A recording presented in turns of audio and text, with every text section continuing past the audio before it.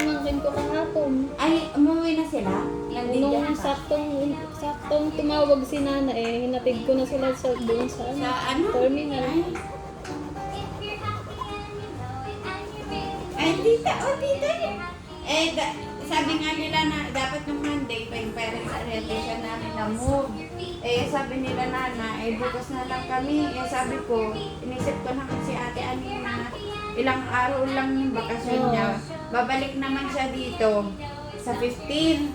Kasi pasukan nila sa 17.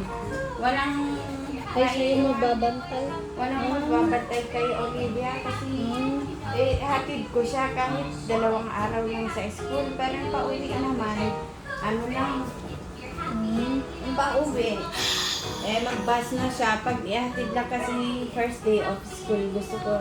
Ay, first day of school ba? Sa 17. Kaya sabi ko nga kay ate, sis, punta ka muna dito. Kasi Akala ko may lalakarin siya sa 15 kaya siya babalik. Hindi, dahil pasukan na nila sa school kasi ihatid ko siya sa school lang. Tapos yun, sabay-sabay na rin tayo uuwi sa 21. Oo. Kaso nga lang niya, hindi talaga mapalitan yung pangalan niya.